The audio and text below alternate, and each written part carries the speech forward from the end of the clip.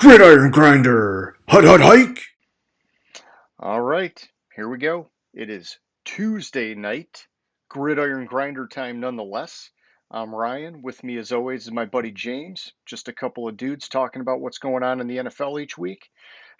This is episode 84.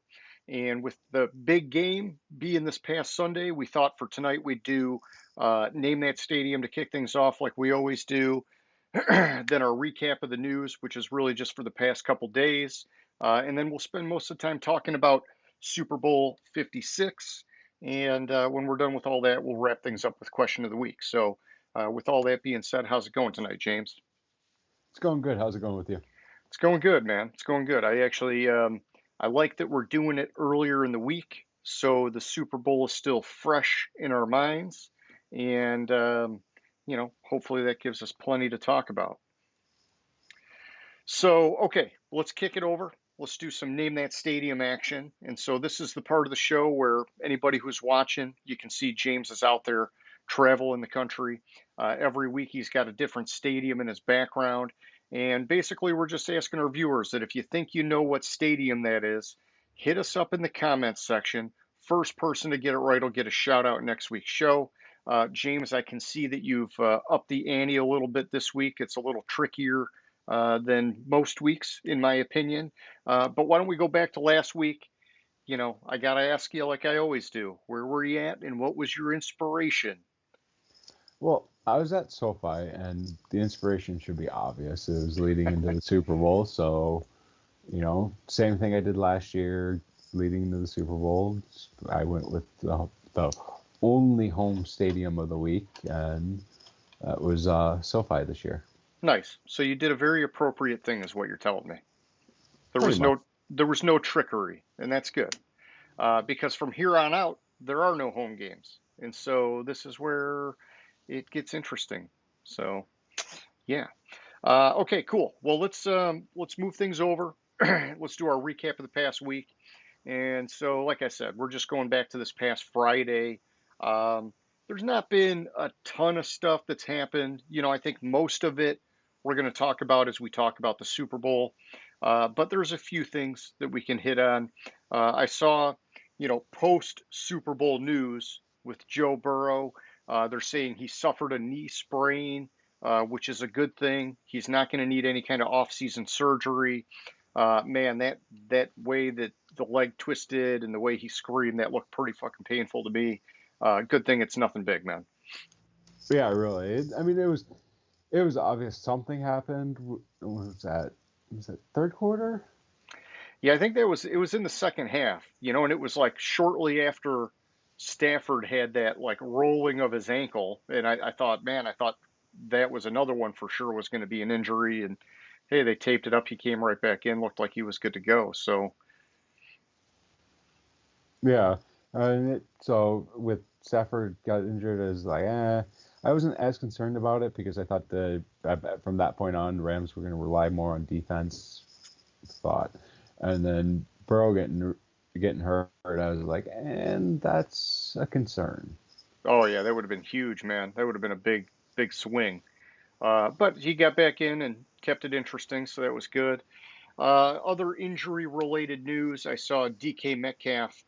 He had surgery to remove screws from a past surgery that he had, which was on his left foot, I believe. And so that's good, just cleaning things up and getting him better to go. So that's good to see. Um, you know, Aside from that, there's some talk about, McVay and Aaron Donald. Are they going to retire? What's going on? Maybe we'll talk a little bit more about that when we do our Super Bowl recap. I did see, something with Kyler Murray. You know, James, we were hoping for some Instagram commercial or something in the Super Bowl. I don't know. I didn't see it. Maybe I missed it, but I know he came out and Kyler Murray saying something about like, this is a bunch of nonsense and he's a competitor and everybody that knows him knows that and it's tough. The team is saying he's immature. He's saying, hey, I'm a competitor. I don't think it's like Cam Newton butt hurt after losing the Super Bowl, but it's obviously, not great, but he is very young in his career. I think we've seen the competitiveness, and it's tricky with these athletes because, people like to dog them when they're not like fully professional all the time and just like, straight faced and lacking the emotions and just very, I don't know, like I look at it the other way and I'm like, man, like especially the Cam Newton situation, it's like, if I just lost the Super Bowl, I'd be fucking pissed too. And so it's like, cut the guy a break.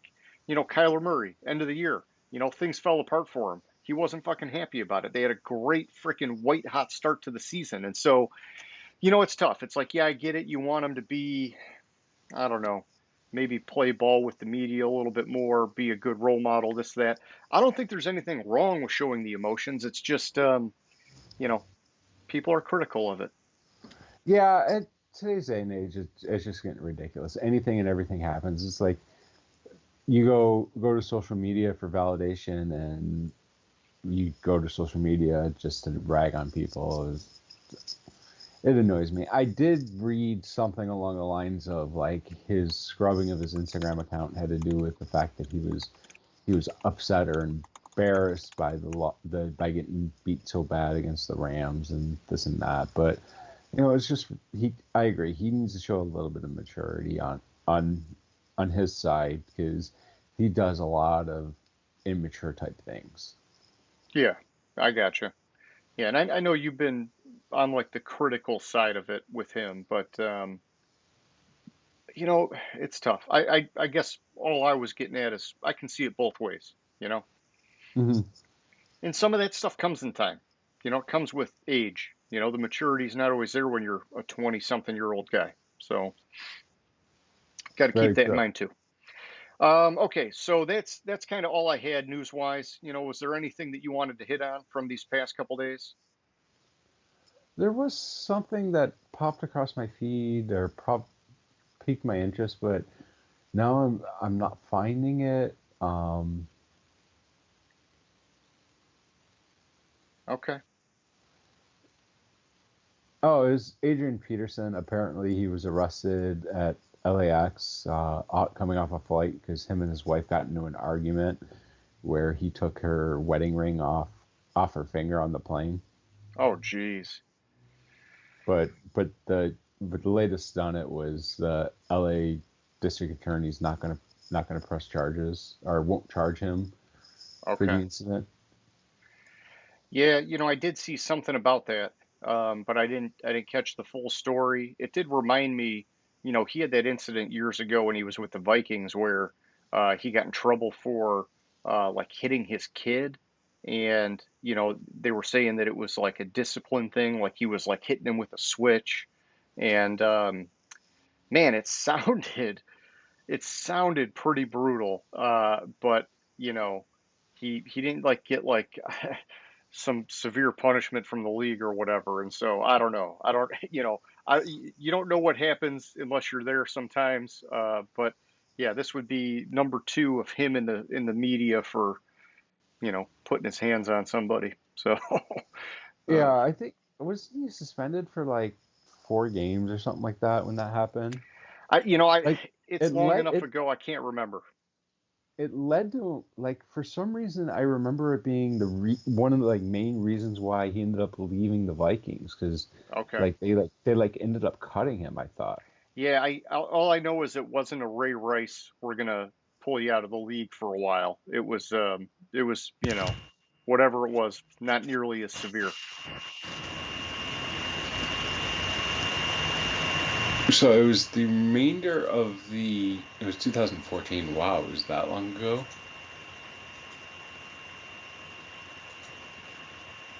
Let me see. Yeah, November 20th. So that's like week about week 13, Okay. and he was suspended for the remainder of the season, but he appealed it or whatever. Oh, and apparently he was on the exempt list prior to that. Gotcha. So 3 weeks. So like the last 2 months of the season. Yeah, that I guess that's a little more than I remember, but yeah, I mean, hey, just don't physically hit people. That's all I'm saying. Well, yeah, but this is the third one because like just came across in 2000 and one in 2018 where he used a belt on his son. Oh man. See, maybe that's the one I'm thinking of, but I thought it was a switch, like like had a branch from a tree or something. But Yeah, um, 2014 he had the branch from the tree, which led to bruises and scratches. And 2018, you just can't do that shit anymore, man. That's like yeah, that's like old school stuff. People got away with that like 50 years ago. yeah, exactly. It's stupid, but what can you do? And definitely don't take a wedding ring off your wife's hand in public. That shit just looks bad. Oh yeah, yeah. No, that's some bad stuff, man. But yeah, I don't know, man. All right, so let's switch it up here. Let's move it on over. You ready to talk about the Super Bowl? I'm ready. Okay, Super Bowl 56, obviously this past Sunday. And we had the Rams against the Bengals. It was in Los Angeles. Technically a home game for the Bengals, but literally a home game for the Rams. Final score ended up being 23-20. Anybody who's watching this, I'm sure they know that by now. But it was a pretty good game. Different kind of game than I think a lot of people were expecting.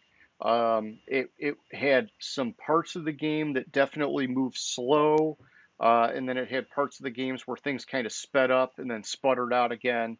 And it had excitement pretty much all the way to the end, which was, in my opinion, it was a good Super Bowl. I will say at the end, I was starting to root for the Bengals, even though I had some bets on the Rams. I just, I was loving watching the Bengals fight it out and see how tough their defense was playing.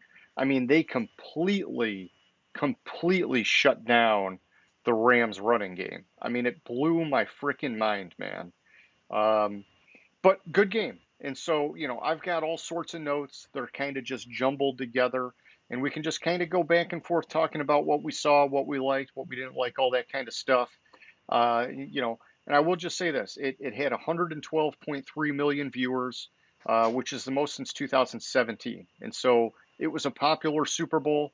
The league's getting back up to, those kind of high, hopefully pushing record viewers, which is good. It's good for the league. And we talked about last week, they scheduled a game over in Germany.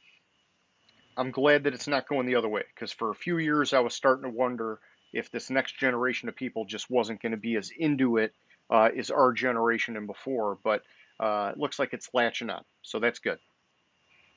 Yeah, definitely good for the NFL. Good for us because the more popular it gets, maybe we'll pick up some viewers in these other countries. So, James, I'm thinking maybe a little bit like we did talking about the preview. We started with coaching, then we talked about quarterbacks and wide receivers and running backs and went through that way. Maybe that's a way of doing our recap here and it keeps it a little bit organized. And so if we start with the coaching, I'll say this. I was critical of Zach Taylor for sure last year. Thought he should have been fired and felt like he was a lucky son of a bitch that he had Joe Burrow, and that all those defensive free agent moves paid off, and just everything that happened on the team. I felt like, man, this guy got lucky as hell. But watching him in the Super Bowl, I believe that he was very stoic on the sideline. He was calm and collected, and I have a newfound respect for him. I'm just going to say that.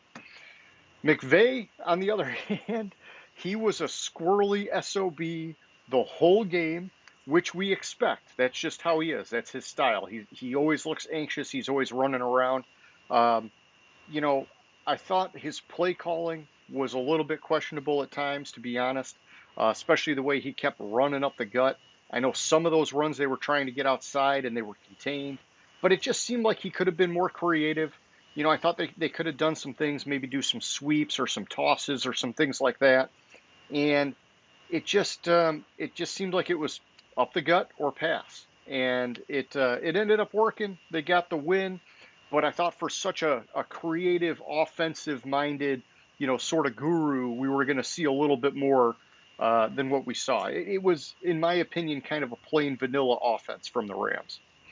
I agree with that. I mean, I I'm a little bit more critical of Taylor than you are. I thought in the second half when they went up when they got to like 2013, I thought the Rams were just punting the ball, and that was the time to go for the jugular, and they kind of went away with what was working for them. I thought in the last drive, I mean, why the fuck on 3rd and 1 are you giving the ball to P. Ryan, not giving the ball to Joe Mixon? Yeah, no, I'm 100% with you on that. I thought the final drive he made some critical errors, and that was bad. Um, and then even that fourth down play, because Mixon wasn't in on that either, was he? Or did they go two running back because they had No, it was. I believe that Mixon wasn't in. I believe it was P. Ryan again because yeah, that's who the ultimate intended target was. yeah, and that, I guess that's what I'm getting at, is that it just seemed like, unless something was going on with Mixon that I've not heard about, he should have been in there. And then even with P. Ryan, it's like, man, I don't know. I thought that he should have tried to at least dive for the ball. And so that was kind of strange too. Maybe it was out of reach no matter what, but it's the Super Bowl. You should still try. Um, but no, looking at the full A to Z of the game, I thought he did a great job. I thought the team represented themselves well. Uh, you know, I mean, we talked about the lineups difference in ratings. They were like a 72 compared to the Rams were an 88. I think he showed that they belonged on that stage. He did well. Yeah, there were some errors, but I think he did real. I don't know. I'm looking at him in a different light, I guess is all I'm saying. Yeah, I mean, I can't criticize too much. I mean, basically the game played out like I thought it was going to, a little bit less scoring than I thought, but Yeah. but like what did I say? It was going to be, I said 34-31, and it was going to be, a late field goal. I thought it was a late touchdown, but I mean, basically how I thought the game was going to play out, so I can't really criticize them that much. They hung in there. I mean, they took the lead. They just didn't go for the jugular when they should have, and that's where I had a big issue with it. It was like the late game pressure situation that I thought he faltered, but the rest of the game I thought he did fine. Plus, then again, some plays in there, they're just like basically the entire game, besides the last minute and a half, and that one call in the second half. Yeah, in the second half that they missed was the officials basically stayed out of the out of the game, which I thought was good. Yeah, and I mean, I guess let's talk about that for a second because you brought it up. And I know that this will mess up my order of how I'm going to go through the game, but you know, I think that, we see this often in the Super Bowl where the refs like to let the players kind of just play it out. And that's fine for the most part. I did think that non-call on Jalen Ramsey where Higgins pulled across the face mask, I thought that was a pretty blatant miss. And it was a Hmm. huge factor because it was a scoring play. And so that one bothered me. But the one that bothered me the most was the call at the end of the game on linebacker Logan Wilson. Um, I thought he played that perfectly. Hmm. And it felt a lot to me like that was a little bit of like the makeup call. Like, up, we got to give one back. And it just seemed like, I don't know, dude. I didn't like it. I mean, I watched the replay a couple times and I thought, man, I'm just not seeing it. But they called it, the Rams were closing in on the end zone. They might have scored anyhow. It just, that one bugged me. because honestly, I thought Wilson had like a flawless game, Hmm. and I, just impressive with how he played in that game. And it was, you know, one more sign of things that have worked out for the Bengals. Not only did they have a lot of luck with these free agent players on defense gelling. They showed that there was 7 brought in over the last 2 years. But Logan Wilson, drafted in 2020, has stepped up in a major way. Guy was a 3rd round pick. He played that game phenomenal, in my opinion. And No, so, I agree. It was a bullshit call.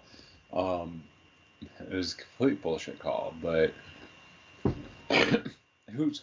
It's not saying that the Rams wouldn't have scored on 4th and goal from the 8, but it's terrible that that's like one of the lasting memories from that last drive.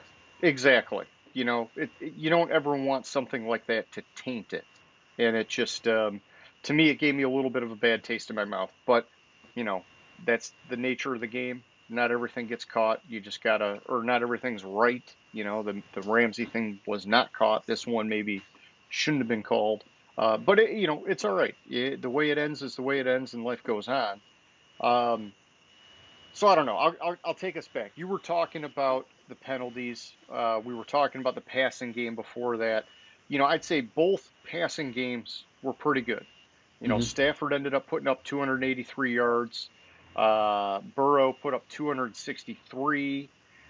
Stafford, he had 3 touchdowns, 2 picks, but the one pick you can't really put on him because it was tipped up.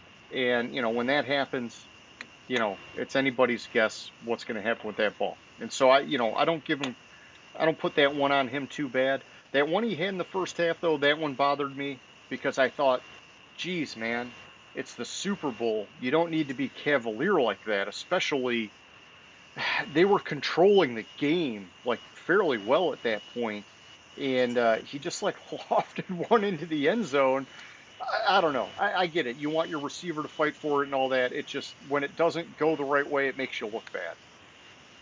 Yeah, I agree. It's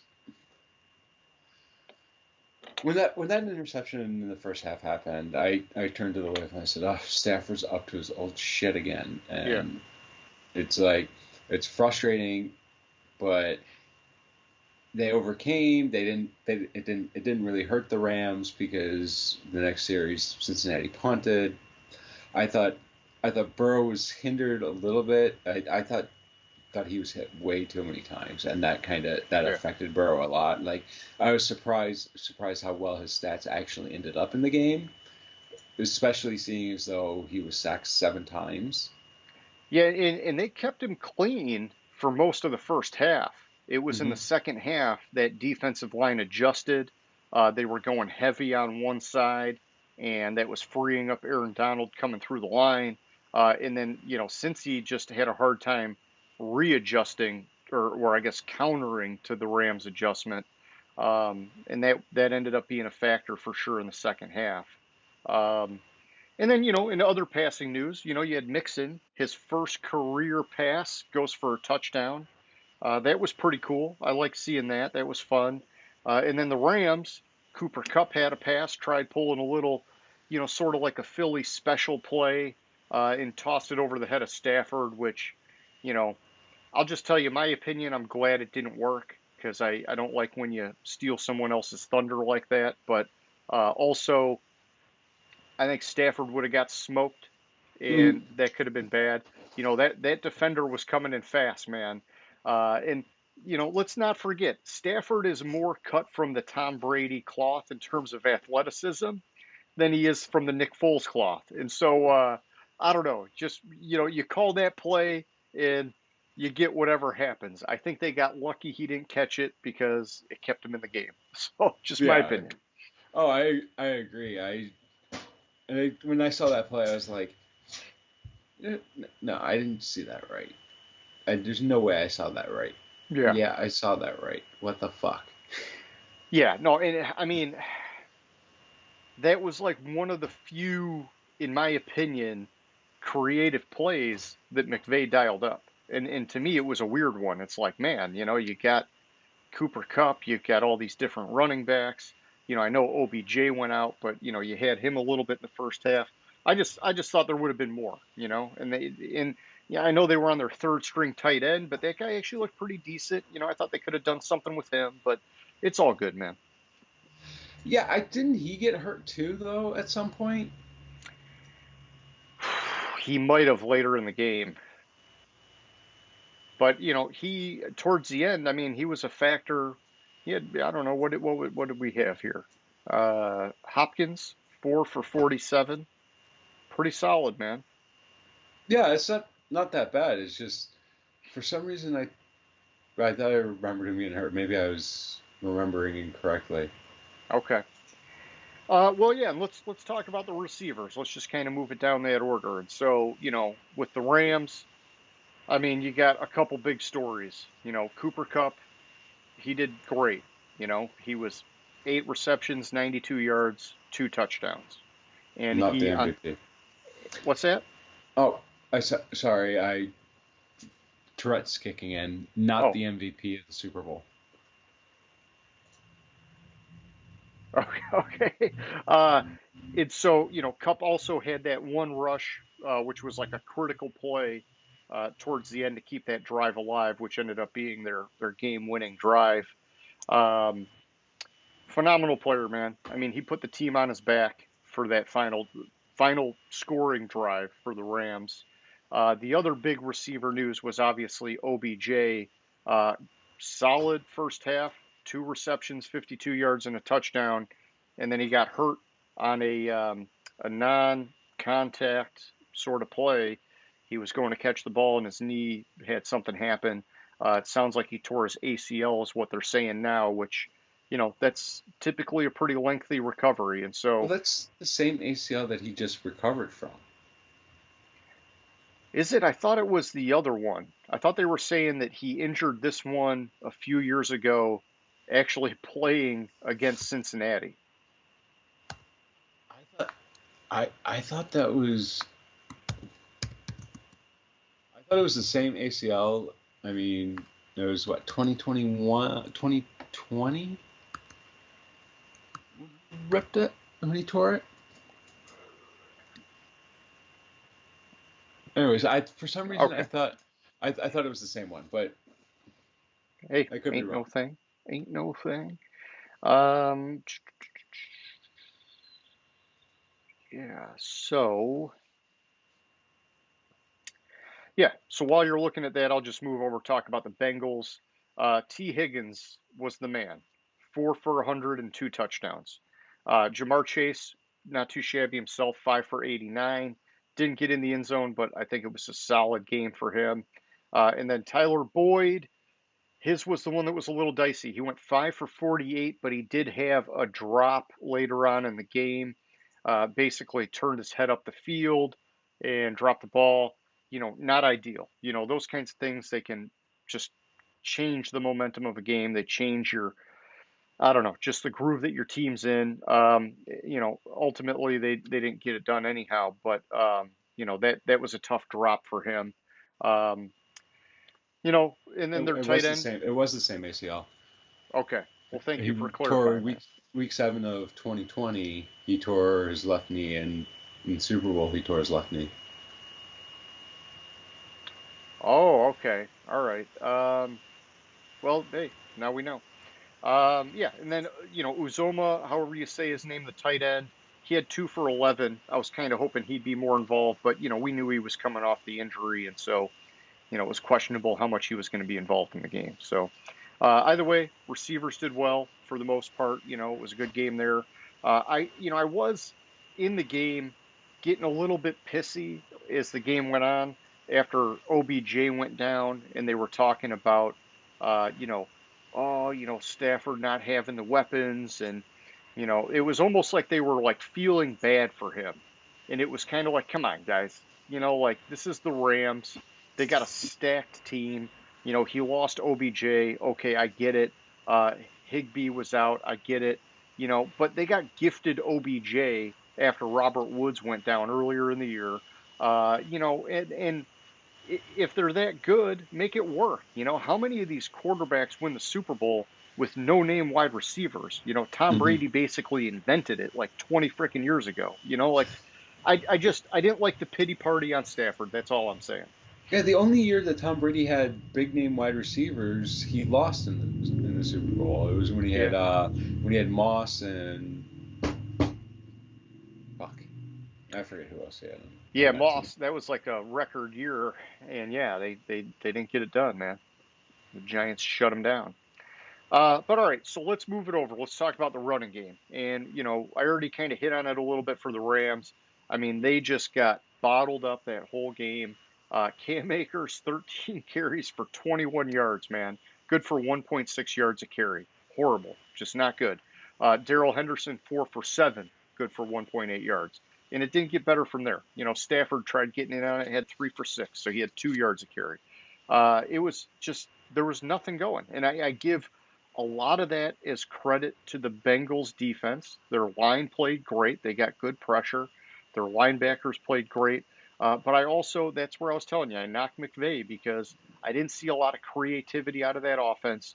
I thought they could have done more trying to get guys to the outside and keep that defense maybe a little bit honest instead of putting so much focus like on the center of the field like they did. Just my opinion, you know? Yeah, I was surprised with the Rams how little they used Sony Michel.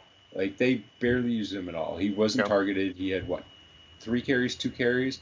It kind of surprised me a little bit, especially as much as he was doing for the team all year before Akers came back. That that really surprised me. Yeah. I thought their run selection, running up the middle was a terrible idea. But I mean they only ran what, like 23 running plays the entire game. Yeah, and I mean, it wasn't happening. And so, I think they wanted to give up, but it was like they were still forcing it here and there. Um, and yeah, I agree with you. Michelle maybe should have gotten a little more involved. Akers, the tough thing is, I thought Akers was going to have a great game. Him coming back, healthy enough to go, and we've seen a lot of pop from him when he plays. You know, Hmm. but I also I also believe he's one of those guys you want to get him out in space, get him to the outside, and it just didn't happen. And I think the Bengals contained well, but I also think the play call did not bode well for getting him out in space. Yeah, but it's kind of fitting though with how little running the Rams had, little success running the Rams had. That I mean, Stafford, that's what he was used to in Detroit, so he just fit right into that. Yeah, just pass it away. They passed 40 times and they got it done. Yeah. And then, on the other side, the Bengals, they were a lot more effective on the ground. Mixon, 15 carries, 72 yards, good for 4.8 a carry. That was solid. Um, Burrow, he had a couple, but, and that one actually was tough because, Burrow is pretty dang athletic, man. And I thought we were going to see a few more runs from him. He had 2 for 3 yards. I was expecting to see him maybe break one here or there, and that didn't happen in this game, but that's okay. And other than that, that was it. I mean, Mixon was the guy. Jamar Chase had 1 for 4 yards. P. Ryan had 2 for 0. That's all they wrote. Those are all the guys that touched the ball in the ground game for the Bengals, man. But and it's tough. They could have ran it more, and it's like, did they not do it because the expectation was it wasn't going to work against the Rams or what? But or I don't know, 15 carries for Mixon. That's pretty good in today's NFL, I guess. It's pretty good. I think it might be a little combination of like they didn't think they were going to be able to do as well against the Rams, but that's what they needed was the running game to kind of offset the passing game because look at how many times Burrow was sacked. I mean, tied the record for Super Bowl in times a quarterback was sacked at 7 times. Gotcha. So to slow down that pass rush, you, like I was saying last week, you run screenplays, you do draws, you do various things to make the pass rush think before fully going after the quarterback. And one of the ways to slow it down also is to have an effective run game because you do like a play action and it gives you that half a second extra. Yeah, it's more effective. Yeah. Yeah, and I will say this, talking about the play action and setting that up. with Cooper Cup getting that ball late in the game on that sweep, I thought that was just a ballsy freaking call, man. Because Hmm. typically you don't call that kind of play unless you've teased it a few times earlier in the game. When you call it point blank like that, oh man, it's one of those things where if it didn't work, people would have been all over McVay. It worked. It was great. He got 7 yards, got the first down. But I saw it and I was like, whoa, like you're used to seeing it in a sequence where maybe once a quarter you sneak one of those in there and then Hmm. finally you get the real deal. But it worked, and that's all that matters, I guess. So, all right, well, let's kick it over to defense. And so you were talking about Burrow getting sacked up the wazoo. I'll just run Yeah. you through the list of guys. Uh, Aaron Donald got credited with 2 sacks. One of them, Burrow was running to the sideline. It ended up being like a 1 yard loss, so it counted as a sack. But at that point, it was kind of clear it was like a quarterback, run. But that's okay. He got two. It's Aaron Donald. I'm not going to knock the guy. He's a beast. Um, Von Miller got two, which I must be forgetting one. I remember he got the one. Ernest Jones got one. Ashawn Robinson got one. And Leonard Floyd got one. All the big name guys, man. They all got a piece of the action.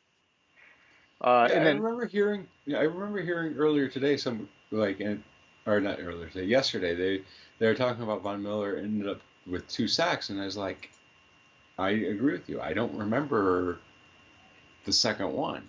yeah, I missed that one. I'll have to catch it in the highlights. But, I mean, hey, it's Von Miller. I'm sure he got in there. And then for the Bengals, looking at them, you had Trey Hendrickson. He got one on Stafford. You had DJ Reader got one on Stafford. That was it. Otherwise, they were getting pressure on him. They just weren't getting home. But they did have the picks. Chidobe Awuzie, he got one. Jesse Bates got one. And that was it, actually, just the two. That's right. So, um, not three, two Oh, picks. so Von Miller sacked Burrow on 2nd and 12 late in the third quarter, and then he got one on 3rd and 9 early in the fourth quarter. Kind of Okay. killed the drive. It was they yeah they kind of killed their momentum a little bit on that drive. Gotcha. Okay. Um, yeah. And so, I mean, hey, that's the special team side of it. I know I'm focusing on the sacks and the interceptions. Um, I will say this: Ashawn Robinson. They talked a lot about him in the game, just stuffing the run, and that was impressive. Another former Lions player, James. He didn't do anything here in Detroit, but he's having some success elsewhere. Good for him. Bums me out that we didn't get that kind of production out of him, but it is what it is. Jalen Ramsey, he got called out a little bit because obviously he got burned on that one play by Higgins, which I don't think is his fault. I think it should have been a penalty. But he also got burned on a bigger play by Jamar Chase. And so, I think, in my opinion, taking some slack or some flack for, really one bad play. The Higgins one shouldn't have happened. The one against Chase, where I forget how many yards he got, that's tough. But you're bound to lose one of those plays throughout a game, no matter how good you are. But if I remember the play you're talking about correctly, I think Ramsey tripped on the play, and that's why Chase burned him for so Yeah, much. and so there you go. So But we're they kind of played Ramsey like I thought they would. They didn't necessarily line him up against one receiver, which is what I thought was going to happen.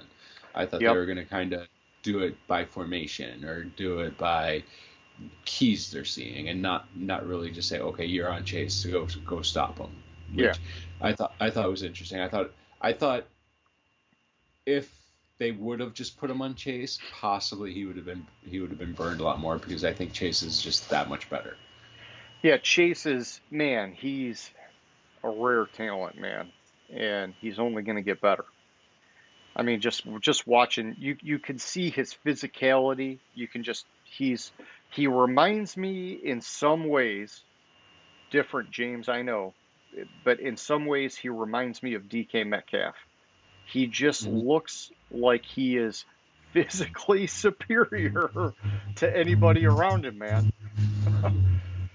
Yeah. All right. And so continuing on the defense, I just want to hit on one more stat. We were talking about Logan Wilson earlier. The dude had 8 tackles, man. He led the Bengals in tackles. Impressive. I'm just gonna, I feel bad that he had the penalty. I thought the dude had a great game, so I'm just giving him a little pat on the back. So I had him at 9 and 8 solo, but I mean, splitting hairs there. When Oh yeah, maybe that's what it is. 8 tackles, 1 assist. There we go. Yeah, and then all right, we can't forget special teams. So McPherson kept his perfect playoff record going. Had 2 field goals, 2 for 2. Um, the Rams, on the other hand, man, this one actually affected the line, especially earlier in the week. If you got in on that 3.5 point spread before it went to 4, as you probably know because you got burned, the Rams had a missed point attempt, and basically, the guy just dropped the ball, couldn't get the kick in, and it was a really weird play. He tried throwing it or doing whatever. I get it, you're scrambling to save a broken play, but um, Vegas made some money on that error because you know, could have been could have went the other way with a lot of bets, man. Yeah, wasn't that intercepted too or something? I don't know if it was intercepted or if it got fumbled, and then they did like a lateral, and they were trying to keep the play alive, but it didn't go anywhere. But it looked exciting for a minute. Yeah, and that play just annoyed me. Like, how do you in the biggest stage, how do you fuck up that badly? Yeah, I thought, okay, the NFL's fixed. It's going to come into play, and it did for the betting. It didn't come into play for the game. They still won, but yeah, no, hey, Yeah, but it it did it affected did my bet, so I'm a little bitter, but I'm not that bitter because gambling's gambling, and you got to accept it. So. it didn't matter based on if you got in on the 3.5 or the 4 point line, it wouldn't have made a difference. No, never Uh, mind. I did no, the it math would wrong have there. because I did because the if they math would the have other won way. by because if it would have been 24, it would have washed all those 4 point spreads, and if you got in at 3.5, you would have Yeah, that's won. right. I did the math the other way, so it I threw it hey, off. hey, I got you, man. I got you. We do this stuff on the fly, so it's yeah, no, it's all good. But yeah, and then hey, both punters, let's just go all the way. We got this far. Both punters did very well in this game. Hecker, 6 punts, 261 yards, good for a 43.5 yard punt average. And then for the Cincy side, Huber, 6 for 260 for 43.3 yards. Good special teams game minus that 1 point attempt error by the Rams. Yeah, true. Uh, Special teams kind of that point attempt. There's nothing to write home about special teams on the game. Nothing, no big play, no serious deficiencies. Just kind of adequate special teams play in the game aside from fumbled drop. Not even a fumbled snap. Like I could see that extra point if like you go to catch the ball and you don't catch it, but to get it set up and just have the ball fall over Yeah, is like what the fuck. yeah, it looked funny. It's like, man, that guy, he's done that like a couple thousand times at least, Hmm. and it's just wow, wrong time. But um, could have been nerves, could have just been who knows. Maybe he started looking up a little soon or something. I don't know, but um, Butterfingers at the wrong time. But hey, they saved his ass. They still won, so he gets a ring. Everybody, all is well that ends well. Everybody's going to be happy. And Speaking of getting rings, I missed out on a prop bet that I almost bet, and it was like after the Super Bowl, will a player propose to his girlfriend? And it was like oh, it was plus like 800 or something like that. And I was like, oh, I was like, no, you know what? I'm not gonna do it. It's a stupid prop bet. bet to make it on, but like I seriously, I was like, yeah, okay, why not? I had it in my betting slip, and I just, nah, screw it. I'm not going to do it, and it fucking happens. Yeah, what was it? Taylor Rapp? Yeah. Yeah, proposed. Hey, good for them, man. That's memorable. It's a memorable way of doing it. Yeah, but on the flip side, if their marriage doesn't work out or the engagement doesn't work out, then your biggest professional memory, your best professional memory is going to be like a terrible memory eh, because of that. eh, It's stupid time to do it. eh. Um, yeah. I mean, what are the divorce rates these days? 50%? I think it's like I think it's 51 or 52 now. Like, Yeah. Flip a coin. Flip a coin. Not that we need to get into that, James, but I've heard a lot about that, and I've heard just the younger generation's just not getting married, and so they're saying the divorce rate's actually going to go down for the next generation because less of them getting married, less of them getting divorced. The ones that do true. get married, it looks like are going to have a little more conviction behind it. So I can't believe you're looking that up. I'm just curious. No, it's all right. It's hey, this is a multifaceted show. We can do whatever we want to do. Wow. Oh, that's California. Okay. I was like, what? What's That does California? 9.3%. 9.3? Yeah. What? That's way too low. Based on 2021 data from the World Population Review, California has one of the lowest divorce rates in the country at 9.3%. Wow. So that means like New York must be like 80% to offset it. Oh, that's percentage of California population that is divorced. Oh, gotcha. That would make more sense, James.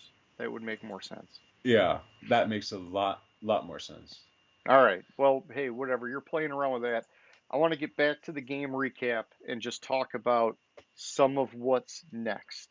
Eric Weddle, came out of retirement, ended up being a factor. He did have that hit, like I think it was the first play of the game. He hurt his shoulder. They put it in a, whatever. They wrapped it, whatever they did with the shoulder, and he continued to play, and it was good. But he is already re-retired. The frickin' ringer, good for him. But you know how I feel about that. Aaron Donald has been making comments about potentially retiring. Um, you know, Apparently out of nowhere today, I saw McVay. There's some uncertainty about him maybe retiring, and some of the toll that this type of stuff takes on your body, and would he really be the youngest coach to win a Super Bowl? Call it a career now. I doubt it, but who knows? And then OBJ's got the injury. Stafford has a contract that they're looking at doing. Um, it's interesting, man. The Rams got a lot going on, and their road to repeat is an uphill battle. I saw that they're projected to be 14 million over the cap, and that's without guys like Von Miller, OBJ, Darius Williams, and Sonny Michel. I'm not so sure they need to bring Sonny Michel back because the future's with Cam Akers, and they still got Henderson, I believe, on under contract. But I'm sure they want OBJ back. I'm sure they want Darius Williams back. And if they could, I'm sure they'd love to get Von Miller back. I know he's getting a little bit long in the tooth, but can you bring all those guys back and still get Stafford the contract that you want to get him? It makes it tough. We have seen teams like the Saints and the Eagles get creative and keep their window open. It's an artificial kind of thing where eventually it catches up, but they could hypothetically make another run next year, man. I mean, I think that only being 14 million over, it's possible. You're restructuring some guys, you're doing some things. I think it could happen, man. It's not as dire as some of the Super Bowl exodus you've seen with other teams, or salary cap hell you've seen with other teams. And so, I think if Aaron Donald comes back, I think McVay stays. I think he's under contract for 2 more years. They could definitely make another run, man. And you were talking about Stafford and the Hall of Fame stuff. Stafford's still fairly young in quarterback years. If he stays on this team and they can keep that window open, there's more that can happen for him, man. All right. You brought it up. Let it rip. Stafford is a Hall of Famer. Stafford cemented his Hall of Fame career this year. The divorce rate is 45% in America. Sorry, ADD. So if you think about it, arguably the two best career years or two best single seasons by a wide receiver in NFL history. Cooper Kupp this year and Calvin Johnson, what was it, 16? Yeah, something like that. Something like that. What's the common denominator? Good coaching and good workouts and crisp route running and surefire hands and definitely And not the quarterback. definitely the quarterback. He has 35 game-winning drives in the fourth quarter or overtime. He goes from a franchise that has been rebuilding since the dawn of time to first year outside Detroit, he wins the Super Bowl. Oh, I know. No, I've got mixed feelings about it because I wanted to see him do something in Detroit and it didn't happen. And so obviously that upset me. But, we didn't put a team around him. I do think Mm-hmm. he landed in a perfect situation with one of the best rosters in the league. And so, Yes. But he also played well. He did his part. And so he deserves it. I don't want to take anything away from him. But I also don't want to suck him off either. So, Yeah. and I'm not saying that that's what you're doing. I'm just saying that he did what he was supposed to do, and he was on a team that was only missing that little bit extra at that position to get the ring, and it worked. So the best description of the Rams this year, it's the Ocean's 11 approach. Did they really need Andy Garcia in the movie? No. Why did they add him? Because they could. Okay, I What like that. happened with Ocean's 11? They made a sequel, Ocean's 12. Guess what's going to happen next year? You think there's a repeat coming? Back-to-back Super Bowl championships for the Rams. Yeah, I mean, that would lock it in. Well, they'll get Robert Woods back. That'll be huge. They'll get Higbee back. They got to replace Whitworth, but there's a lot of good offensive linemen in this draft that I'm seeing, so they can Mm-hmm. do something there. But they're not going to have a first round pick this year, so it's going to have to come in the second round. Shit, yeah. I mean, either way, if they had a first round pick, their pick would have been 32. Yeah, and you could, in my opinion, this year you could get a starting caliber tackle at 32. Is he going to be good enough to play the left side? I don't know, but either way, they'll find a way to fill that void, I'm sure. Mm-hmm. And I gotta believe their running game will be a little better next year. But yeah, bring back Aaron Donald. Do what you got to do. Keep that window open. Yeah, I'm going to put the caveat that I'm assuming that McVay and Donald are going to come back, which I keep hearing we're going to get to later in the show. So. Oh no. We covered it now. We covered it. Okay. So there's no way in hell Aaron Donald's retiring. What the rumblings are about the rumor that Aaron Donald might retire because the Rams won the Super Bowl is pay me, motherfuckers. And so that extra sack is going to help his cause. Yeah. And so McVay, I'm a little iffy on if McVay's coming back or not, because if you think about it, McVay's talked about how he wants to get married and he I did wants hear that. wants to Yeah. have kids, and yeah, you can get married, you can have kids as an NFL head coach. But if you're getting $15 million to be a color analyst for ESPN or Amazon Prime, or say Aikman goes to Amazon Prime, Fox is their lead guy, you're getting $15 million for that gig. It's a lot less Shit. stressful. It's Yeah. it's more than what he'd be making as a coach. Yeah, that'd be impressive, man. Having him do that kind of stuff. And it'd be an unprecedented retirement, at the peak, Hmm. at a young age. I thought about that with McVay. I thought, could you ever, in our lifetime, see a guy challenge Don Shula's win record, the games won record, which is, I mean, it's insane. I'd have to look it up, but it would have to be a guy like McVay that came in so young and so hot, but he would have to stay hot for so long, like you're talking decades. Otherwise, it's like, man, that Shula record's like untouchable, man. Yeah. Do the Rams even have a pick in the first 2 days? They might not, man. They might not. So it's going to be No, a free agent year. they traded their second and their third round pick to Denver for Von Miller. Fourth round goes to Houston for that Brandon Cooks trade. Okay. Fifth round is their first pick, it looks like. Jeez. Wow. Trade it back, stack up some seventh rounders, and at least get a handful of guys. They don't have. Do they have more than. Wait. I think fifth round is the only round they have a pick in this year. Oh, jeez.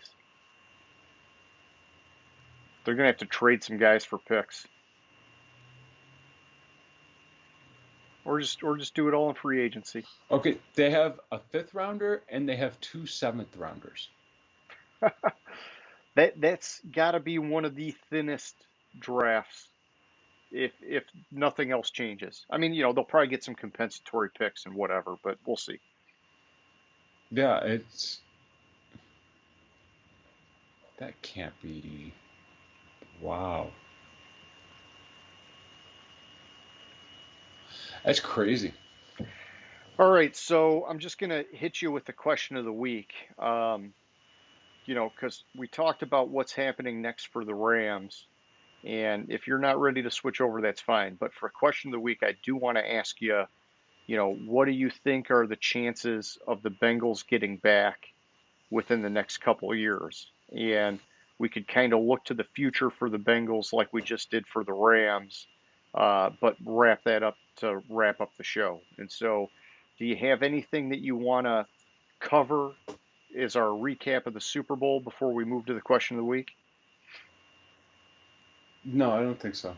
Okay, yeah, I think we hit it pretty well. We had a lot of notes there, and I like talking about it. That was fun. Okay, so yeah, so back to question of the week then. So the Bengals obviously way outperformed expectations. They're way ahead of schedule. The question of the week is, will they be back in the Super Bowl within the next 3 years? I'm looking for a yes or no and a why. And I think you can make the argument both ways. I'll start just by saying, quickly on the yes way, you can say, hey, you got a young, hot quarterback, on a rookie contract that is like the prime Super Bowl window. But I'm going to go with no and give you my reasons why on no, because I think most people just say, oh, yeah, they're going to be back. And I'm just going to be the devil's advocate and go the other way. I'm just going to start by saying getting to the Super Bowl is extremely difficult. They hit a home run, like we talked about in free agency. 5 of those defensive players that were key players are on the first year with the team. 2 of them, so 7 in total, are from the year before. That's a rare feat. They got a third-round linebacker in 2020 who has stepped up to be a playmaker on defense. That is like, it just doesn't happen. We saw the Raiders try doing that recently. We've seen a lot of teams try to build almost entirely through free agency. Very rarely works. Then I believe, they also nailed it with Jamar Chase.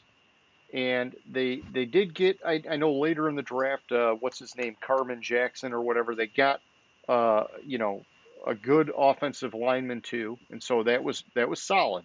And even more, Burrow and Higgins, they both progressed nicely so far in their career. Mixon stayed healthy this year. He's had migraine issues in the past. I think they'll be contenders for a long time. But just like we've seen with teams like the 49ers, injuries can be a factor, and all those, hopes and dreams and everything go out the window fast. And it's, I think it's very difficult to get to the Super Bowl. I think it's very difficult to keep your core players healthy for that long. I think it's rare that their defense gelled the way they did. Can they repeat that now that everybody is expecting them to be better and adjust to that? It's tough. I think next year, I just don't want people to be disappointed if they don't get back next year. I think they can get there within the next few years because they're in that prime first contract of their quarterback situation. I don't think it'll be next year. I think it could be within the next 3 years, but I know I'm talking out both sides of my mouth. It's just, getting to the Super Bowl is tough, man. So what do you think?